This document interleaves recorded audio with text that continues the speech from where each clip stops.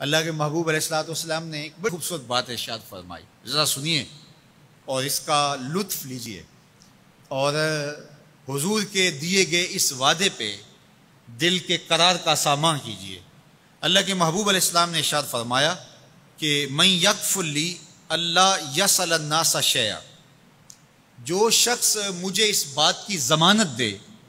کہ وہ اللہ کے علاوہ کبھی بھی کسی سے کوئی سوال نہیں کرے گا، جب بھی کوئی مشکل ہوئی، جب بھی تکلیف ہوئی تو وہ سوال مالک کی دہلیز پہ کرے گا، وہ مصلی بچھائے گا اور رب سے کہے گا میرا مسئلہ یہ ہے۔ جو شخص مجھے یہ ضمانت دے کہ وہ اللہ کی دہلیز پہ اپنے سوال رکھے گا، اللہ کے علاوہ کسی سے نہیں کہے گا، اللہ کے محبوب فرماتے ہیں اتکفل لہ بالجنہ، میں اس کو جنت کی ضمانت دیتا ہوں۔ اور یہ روایت حضرت ثوبان رضی اللہ تعالی عنہ سے مروی ہے۔ حضرت ثوبان نے جب حضور سے یہ فرمان سنا تو انہوں نے کہا حضور میں ضمانت دیتا ہوں، میں زندگی بھر اللہ کے علاوہ کسی سے سوال نہیں کروں گا۔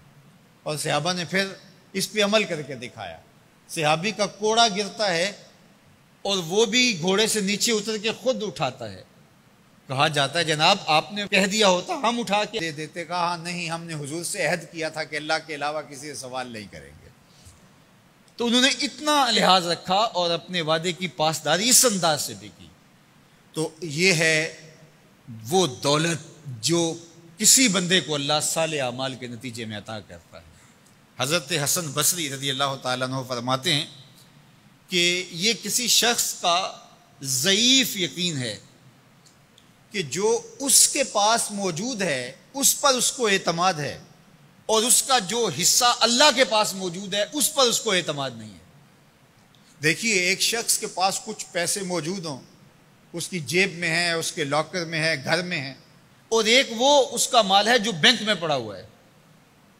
تو جس طرح وہ اپنے ہاتھ میں موجود پیسوں پر مطمئن ہوتا ہے، بینک میں پڑے ہوئے پیسوں پر بھی ایسے ہی مطمئن ہوتا ہے، کہتا ہے وہ بھی میرے ہی ہیں۔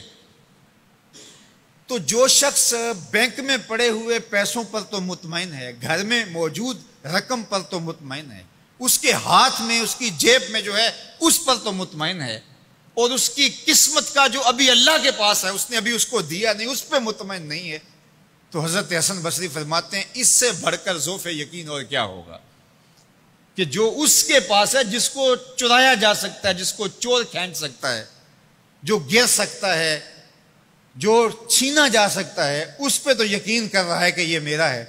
اور جو اس کا حصہ اللہ کے ہاں ہے اس پہ یقین نہیں کر رہا۔ تو کہا کہ اس سے بڑھ کر پھر اور ذوف کیا ہو سکتا ہے۔ اس لیے اپنی زندگی میں قناعت کا نور رکھنے والے ہی مطمئن زندگی گزارتے ہیں۔ ابن جوزی نے کہا تھا کہ جس شخص کی زندگی میں قناعت آ گئی اس کی زندگی مطمئن ہو گئی، اور جس شخص کی زندگی میں طمع آ گیا اس کی زندگی گھٹن کا شکار ہوگی، اذیت کا شکار ہوگی۔ حضرت سہل بن سعد الساعدی رضی اللہ تعالی عنہ سے یہ روایت مروی ہے کہ ایک شخص حضور کی خدمت میں آیا اور اس نے حضور سے ایک عجیب سوال کیا۔ اس نے کہا حضور مجھے کوئی ایسا عمل ارشاد فرما دیجئے کہ اگر میں وہ کروں تو مجھ سے اللہ بھی پیار کرے اور اللہ کی مخلوق بھی مجھ سے پیار کرے۔ ایک عمل ایسا بتا دیجئے اگر میں وہ عمل بجا لاؤں تو اللہ مجھ سے پیار کرے اور اس کی مخلوق بھی مجھ سے پیار کرے۔ اللہ کے محبوب نے اس کو جو جواب دیا اس کا مفہوم سن لیجئے۔ آقا کریم نے فرمایا جو دنیا میں موجود ہے، میسر ہے، اس سے بے رغبت ہو جا، تیری ضرورتیں تو پوری ہوں گی، اس میں تو کوئی شک نہیں، لیکن تیری رغبت ادھر نہ رہے، زہد فی الدنیا اختیار کر لے، تو تجھ سے اللہ پیار کرے گا کہ یہ بندہ دنیا میں رہ کے بھی دنیا کا نہیں میرا ہے۔ اور جو لوگوں کے پاس ہے ان سے بے نیاز ہو جا تو لوگ تجھ سے پیار کریں گے، اور اگر تو لوگوں کی جیبوں پہ نظر رکھے گا اور لوگوں کی دولت میں، ان کے مال میں تجھے رغبت ہوگی